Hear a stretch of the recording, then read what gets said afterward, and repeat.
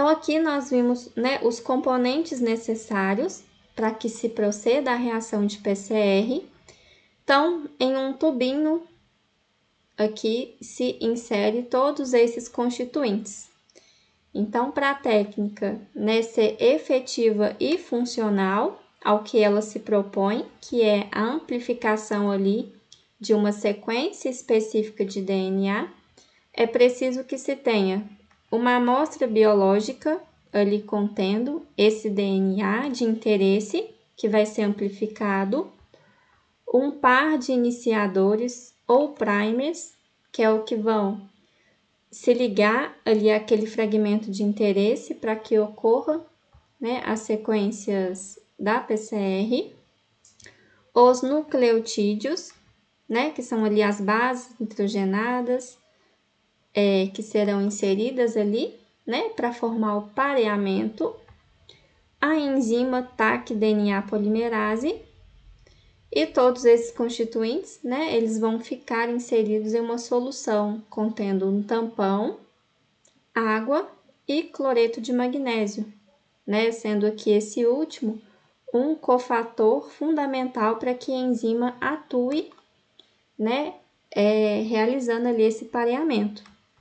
Então, aqui é tudo que se precisa, né, aqui dentro desse tubinho, para que ocorra a sequência da PCR. Então, essas reações sequenciais vão ocorrer aqui no interior desse equipamento, que recebe o nome de termociclador.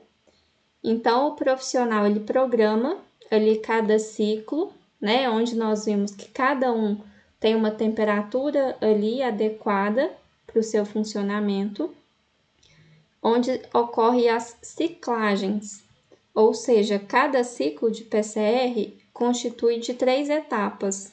A primeira delas, que é a desnaturação, segunda, o anelamento, que é onde vai ocorrer ali a ligação dos primers, e a extensão, que é onde a enzima Taq-DNA polimerase vai atuar, né, realizando ali o pareamento dos nucleotídeos. Então, aqui na sequência, né, tem as características de cada uma dessas etapas, que compõem um ciclo da PCR. Como ela é uma técnica que a gente pode colocar até 20, 30, 40 ciclos, né, eles vão se repetir de acordo com a programação daquele termociclador. Então, né, é uma técnica ali de característica exponencial. Né? Então, se a gente programou ali o primeiro ciclo, vai se ter inicialmente uma molécula, formando duas. No segundo ciclo, vão se ter 2 moléculas, formando 4. No terceiro ciclo, 4 moléculas, formando 8, e assim por diante. Então, aqui seria a representação dessa ciclagem. Ou seja, cada ciclo de PCR vai contemplar essas 3 etapas. A primeira etapa, então, recebe o nome de desnaturação. Então, programa-se o termociclador para essa primeira etapa ter ali uma temperatura entre 94 a 98 graus. Então, essa alta temperatura, ela vai ser responsável por separar ali a dupla fita de DNA. Ou seja, isso se dá através do rompimento dessas pontes de hidrogênio em razão da alta temperatura. Então, aqui a primeira etapa, a desnaturação dessa dupla fita. Na sequência, programa-se o termociclador para que ocorra uma redução da temperatura entre 50 a 65 graus Celsius, que aqui teremos a segunda etapa, que é o anelamento dos primers, ou iniciadores. Então, nós vimos que é necessário um par, porque um irá se ligar à fita de cima e o outro par irá se ligar à fita de baixo. Então, esses iniciadores, eles já são conhecidos de acordo com aquela faixa ali de DNA a ser analisada. Então, aqui tem-se aquele pareamento, que é complementar, né, entre as bases ali nitrogenadas, e é necessário que se reduza essa temperatura para que esses primers realizam esse anelamento ali de forma adequada. Então, o que vai definir essa temperatura, que pode variar de 50 a 65 graus, vai ser o primer utilizado. E, por fim, a terceira etapa, que finaliza cada ciclo da PCR, vai ser a extensão. Então, aqui a gente tem mais uma vez a modificação de temperatura para 72 graus Celsius, que é a temperatura ali ideal para a TAC polimerase exercer a sua função ali de parear aquelas bases. Então, ela identifica, né, até onde o primer sinalizou, onde ela deve iniciar, e a partir ali, né, da localização do último nucleotídeo inserido pelo primer, ela prossegue ali na extensão desse pareamento complementar. Então, aqui, essa enzima, né, até comentei com vocês que nós não poderíamos utilizar a nossa DNA polimerase, né, porque ela seria degradada em razão dessa alta temperatura. Então, os kits para a utilização da PCR utilizam essa enzima. Ela foi isolada daquelas bactérias que vivem nas águas termais. Então, aqui, né, essa denominação, a nomenclatura de TAC, é essa referência por ser ali de origem, né, de uma bactéria termoaquática. Então, ela é uma bactéria termoestável e, por essa razão, isolou-se a enzima proveniente, né, desses micro-organismos. Então, esse ciclo aqui representado, ele pode se repetir de 20, 30 até 40 vezes dentro ali daquele termociclador. Então, aqui, para a gente ter uma noção, né, de como que isso ocorre. Então, essas duas fitinhas em azul tá representando ali um determinado segmento de DNA.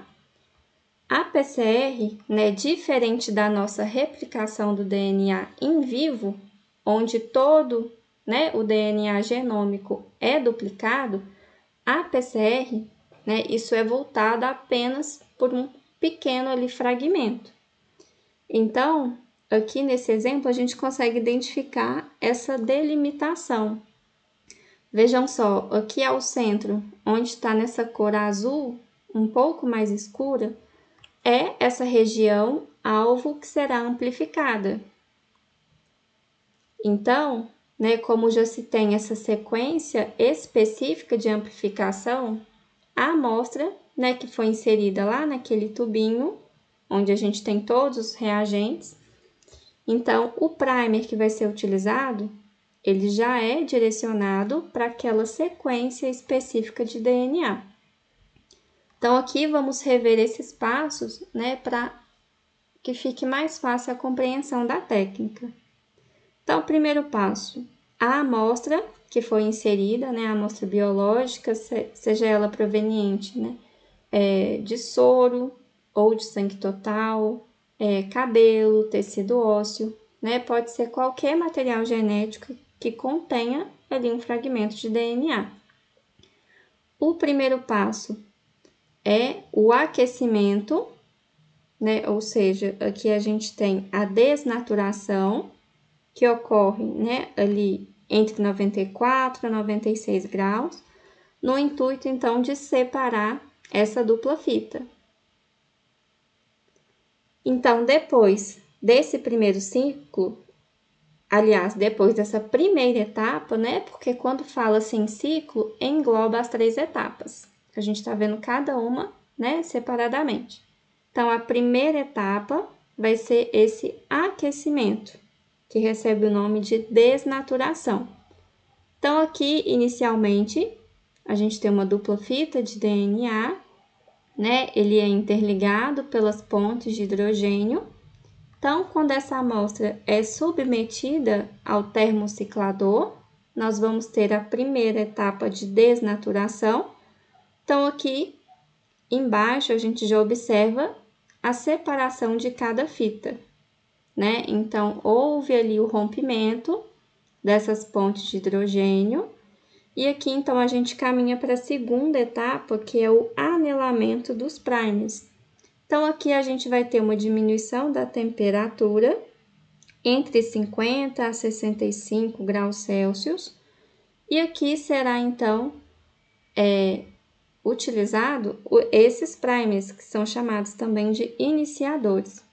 Então, o que são eles? Eles são fragmentos curtos ali de DNA, eles podem ter até 20 nucleotídeos, e eles vão iniciar esse pareamento.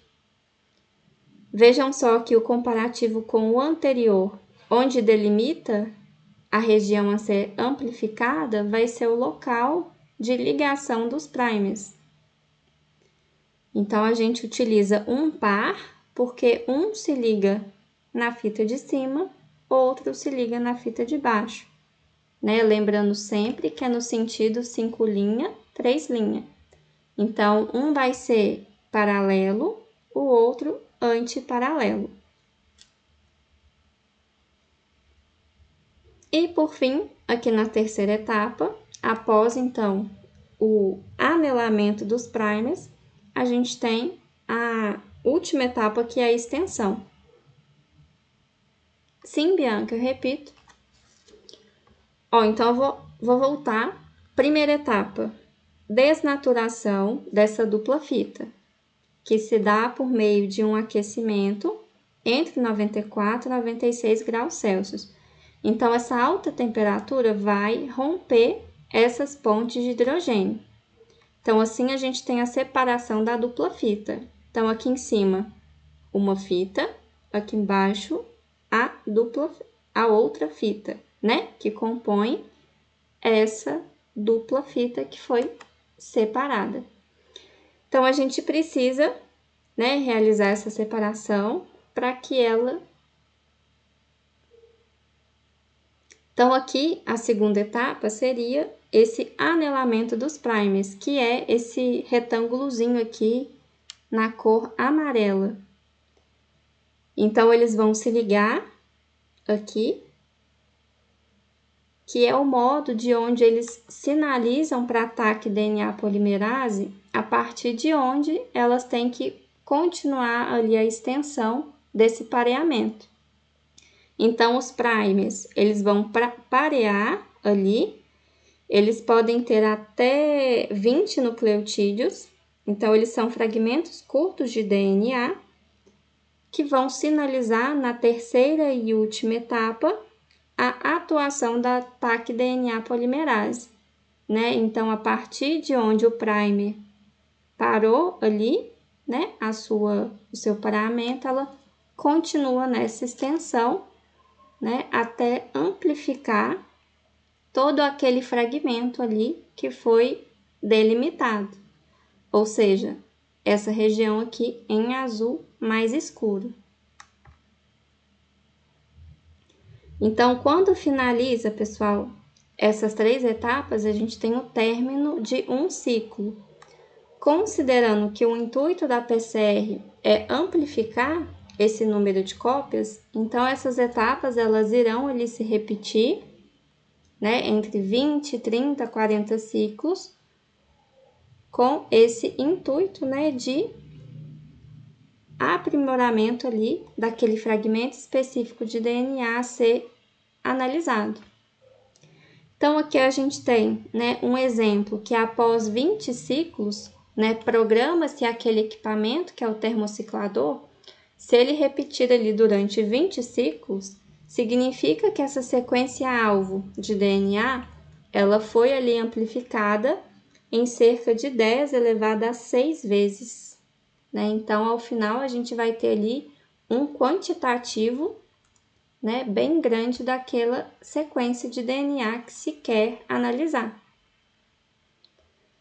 Então, até aqui, né, nós vimos como que se faz a técnica de PCR.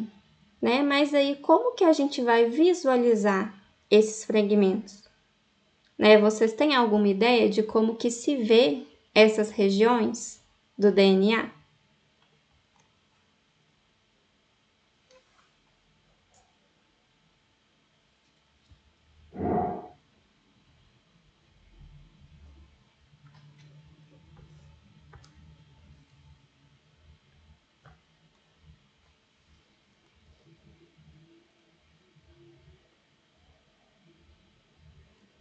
Bom, pessoal, então essa reação da PCR, ela costuma ser transparente. Então, para a gente conseguir visualizar esse fragmento, né, que foi ali amplificado, a gente vai transportar essa amostra para um outro equipamento para que a gente consiga visualizar, que é a técnica de eletroforese, né? Vocês já ouviram falar nessa técnica?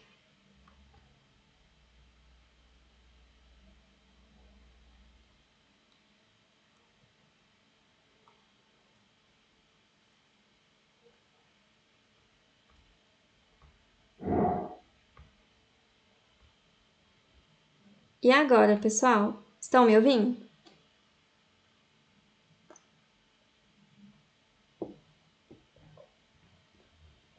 Né? Então, eu havia comentado, né, como visualizar, então, né, os amplicons.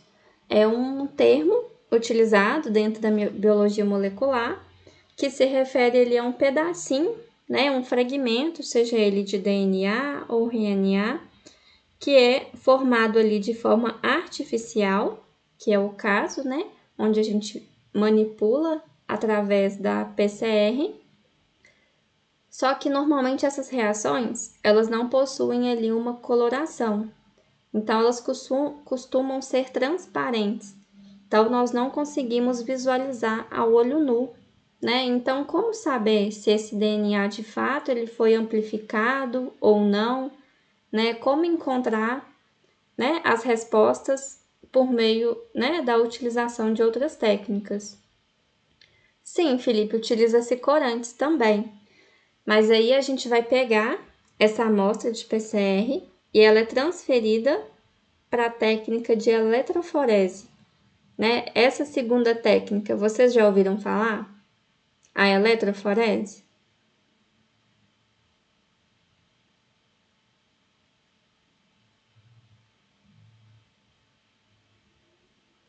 Bom, é uma técnica muito utilizada também na biologia molecular, né? Nós iremos vê-la mais detalhadamente adiante no curso, mas aqui, né, é só para a gente ver a revelação da PCR. Então, aqui a gente vai ver só alguns conceitos básicos que serão aprimorados mais adiante. Então, o que significa a eletroforese? Né? É um método de separação de moléculas por um campo elétrico, né? Então, utiliza-se ali uma voltagem elétrica através de uma matriz. Essa matriz, ela é composta de gel, né? A gente vai ver um vídeo que vai retratar isso bem. E assim a gente consegue separar essas moléculas baseadas em dois princípios, de acordo com a carga elétrica, né? Lembrando que o DNA ele tem uma carga elétrica negativa em razão da presença do grupo fosfato, e a outra forma de separação dessas moléculas é em razão do seu peso molecular. Então, quando a gente faz uma reação de PCR no laboratório, né, para a gente conseguir visualizar, né, esse fragmento de DNA que foi ali amplificado, nós precisamos utilizar, né, outras técnicas. Dentre as disponíveis, a mais comum é a eletroforese em gel. Então, né, a gente pode inferir que essa técnica utiliza ali esses fragmentos de DNA, né? A gente vai inserir essas amostras em canaletas ali apropriadas, e esses fragmentos eles são arrastados por uma corrente elétrica através de uma matriz de gel. Então, a gente vai ter a separação ali dos fragmentos de acordo com esses dois princípios. O tamanho, que diz respeito ao peso molecular, e a carga elétrica. Então, quando a gente faz a eletroforese a partir de uma PCR, é importante ter um padrão para a gente se basear, né? Aqui na sequência vai ficar mais fácil de identificar isso. Então, aqui, pessoal, nesse próximo slide, aqui seria a cuba, onde se realiza a eletroforese. Aqui embaixo é uma representação didática do que seria esse resultado da reação de PCR revelada pela eletroforese. Então, normalmente, nós teremos ali sempre um padrão de comparação. Então, vejam só, onde está aqui inserida escada de DNA, são esses padrões pelo qual a gente vai comparar ali a nossa amostra. Então, aqui nesse exemplo, tem-se aqui esse risquinho branco, ele representa várias moléculas ali que foram separadas. Então, aqui a primeira vai apresentar 500 pares de base, a segunda, 400 pares de base, a terceira, 300 pares de base, a quarta, 200 pares de base, e aqui a última, 100 pares de base. Né? Então, vamos supor que a gente está fazendo aqui uma PCR para pesquisa de alguma doença genética, onde essa proteína ela vai apresentar como resultado positivo para a doença aqui em 200 pares de base.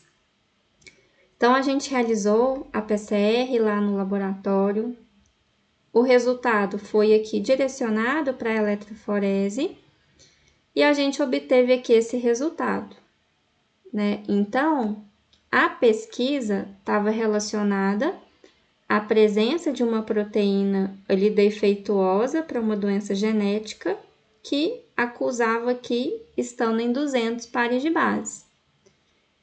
Então, o resultado dessa amostra, né, hipotética que eu estou comentando aqui com vocês, apresentou o resultado em 400 pares de base. Então, como que vocês interpretariam esse resultado? Ele seria positivo ou negativo para essa doença? O padrão da doença seria 200 pares de base. O nosso resultado acusou aqui na linha de 400. Ó, o Felipe acredita que seja negativo. Aí vocês concordam com ele?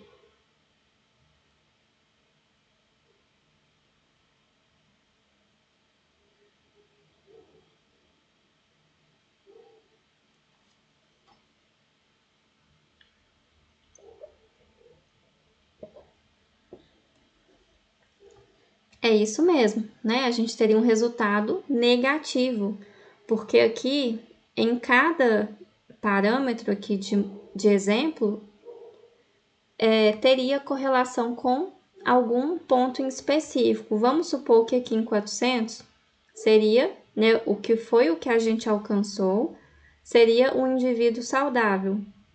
E todos os outros parâmetros acusariam ali uma possível doença genética. Então, isso significa que esse exemplo, né, aqui, a amostra, ela foi compatível com um indivíduo saudável. Então, a leitura desses testes, ela é bastante simples. A gente vai ver ali onde que ela pareou. Então, é importante ter um parâmetro de comparação, né? Porque se a gente não tivesse aqui essa escadinha de DNA, né, a gente não saberia no que se basear. Então, os fragmentos de DNA, né, de mesmo comprimento, eles vão ter essa mesma bandinha ali no gel. Né? Cada pedacinho aqui em branco, a gente fala em banda. Então, são bandas naquele gel. Né? Gel é a matriz que vai compor aqui como se fosse o substrato dessa técnica. Então, utiliza-se corantes, né, para a gente conseguir visualizar essas bandas, né? O mais utilizado é o brometo de etídio, né? Ele é um corante que é fluorescente e ele, né, tem que se ter uma cautela na sua utilização, porque ele é cancerígeno, né? Porque o seu mecanismo de ação é que ele se intercala entre as bases de DNA e sob a radiação ultravioleta, ele vai permitir a visualização e a gente consegue enxergar, né? Existem outros corantes que não utilizam essa radiação ultravioleta, que é o nitrato de prata. Felipe, esse intervalo de 100 a 500 pares de base é padrão para esse exemplo. Cada técnica, cada pesquisa ali vai ter o seu padrão. Então, existem, né, alguns que vão apresentar mais, outros vão apresentar menos. Então, isso é padrão de acordo com o que você está executando naquele momento. Então, a importância da eletroforese é que ela vai trazer para a gente a visualização daquele fragmento ali de DNA que foi amplificado anteriormente. Então, a gente pode pensar assim, mas por que, né, ter tantos ciclos? Por que aumentar tanto esse número ali de cópias? Porque essa marquinha aqui que a gente vê, quanto maior o número de cópias, mais forte ela vai apresentar. Se a gente utilizar poucos ciclos na PCR, amplificando ali pouco, essa marquinha aqui, ela fica bem fraquinha e pouco nítida. Então, quanto maior a quantidade de ciclagens lá do termociclador, mais forte vai ser essa banda aqui a surgir nesse gel. Então, por isso, né, da grande importância da PCR. Ela produz ali cópias que sejam suficientes dessa sequência de DNA, né, de modo com que a gente possa ver ou manipular aquela região. Né, aqui eu estou trazendo um exemplo para vocês, que é a eletroforese. Mas esse resultado da PCR pode ser direcionada para outras técnicas também de biologia molecular.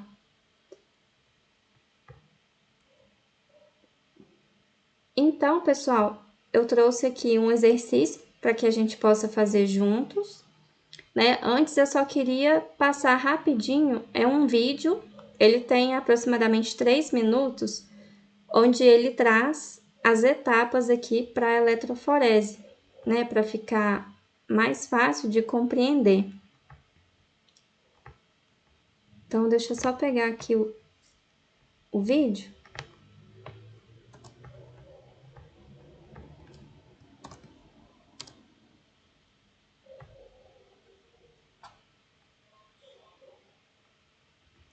O vídeo ele não tem som, pessoal, ele passa algumas frases e eu vou evidenciando cada etapa da eletroforese.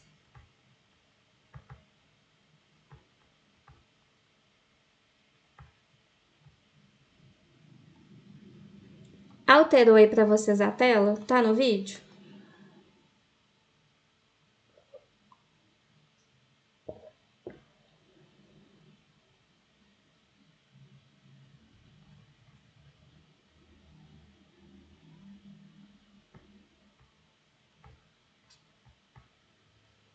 E agora?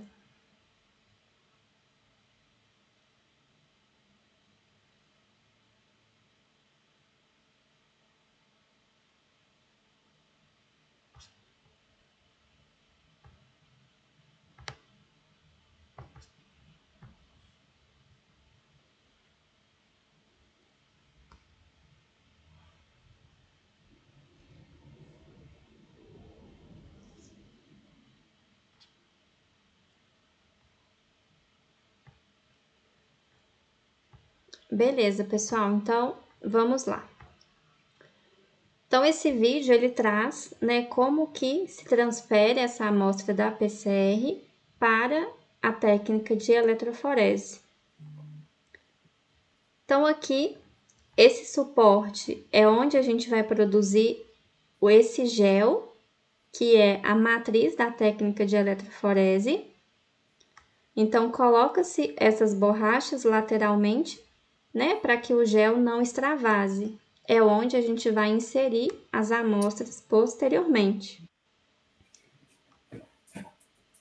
Então, aqui seria a aplicação desse gel, né? Inicialmente, ele tem um aspecto líquido, depois ele polimeriza. Esse pente que é colocado vão ser os locais onde nós vamos inserir as amostras nessas canaletas. Então, aqui esse gel, ele já solidificou, né? Ele fica no aspecto de gelatina, porque é onde as amostras vão correr ali. Então, aqui agora, né, coloca-se ali um tampão de corrida, né, para que favoreça o que é chamado de corrida eletroforética. Então, esse aqui equipamento, ele tem aqui as voltagens, porque a gente vai aplicar uma carga elétrica. Vejam só que onde estava o pente, né, produziu esses retângulos, que são as canaletas, né? A amostra, ela já é incorporada aqui nessas canaletas. Aí conecta essa cuba à fonte ali de alimentação, que é onde vai ser aplicada essa voltagem. Então, programa-se ali, né, o tempo de corrida. Normalmente essa migração ela é lenta, né? Vocês vão ver aqui na sequência.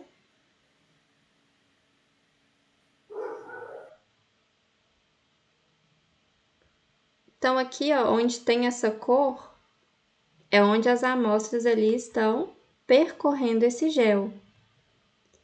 Né? Eu comentei com vocês que elas são, né, separadas de acordo com o peso molecular da amostra e de acordo com a carga elétrica. Então, aquelas amostras menores, elas vão correr mais rápido e com a carga elétrica oposta ali ao polo. Então, ao final, retira-se ali o gel, ele é colocado em um recipiente apropriado para fazer aqui a leitura sob radiação ultravioleta. Então, nesses casos, quando a amostra ela vai ser submetida a uma radiação, né, ultravioleta, é porque utilizou-se o corante brometo de etídio, que é ele que tem essa fluorescência. Mas pode-se utilizar outros corantes onde a gente consegue ver a olho nu essa amostra ali. É muito legal.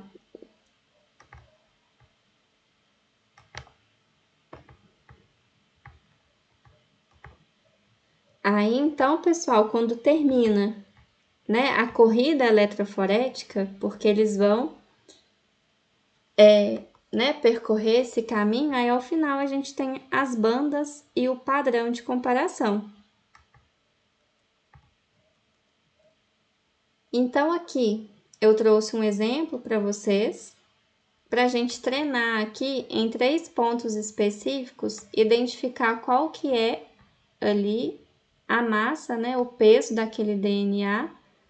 Aqui nesse exemplo tá em nanogramas por microlitro, né? Então vejam só, você realizou uma reação de PCR para 3 regiões diferentes de um genoma, sendo que a extensão de cada uma delas é de 1403, 821 e 435 pares de bases.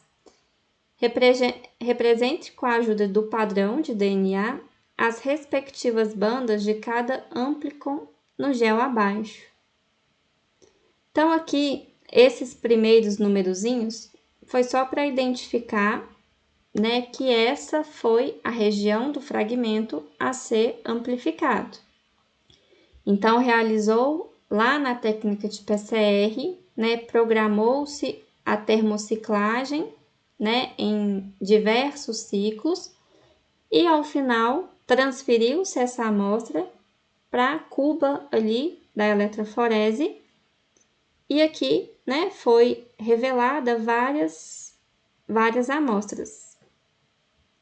Então, aqui, pessoal, não se tem um padrão de comparação, porque a gente está vendo um exemplo apenas, né? Mas o resultado completo, final, a gente vai ter sempre à esquerda um padrão de comparação, né? Para a gente identificar os possíveis resultados. Então, né, eu quero que vocês me digam, na localização de 1.500 pares de base, qual foi a massa encontrada daquele DNA? Então, é só comparar. Isso, né? O Felipe respondeu ele 70, né? A Bianca complementou com a unidade de medida, correto. Aí depois, então, em 900 pares de base, qual seria a massa correspondente?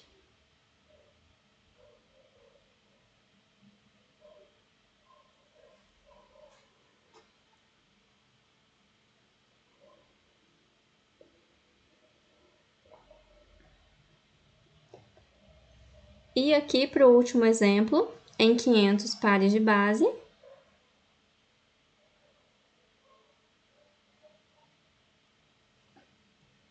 Isso mesmo, pessoal, né? Então, a interpretação, né, quando a gente entende o princípio da técnica, ela torna-se ali facilitada porque a gente tem sempre um parâmetro de comparação. Então, a matéria referente à prova 1, né, ela vai até aqui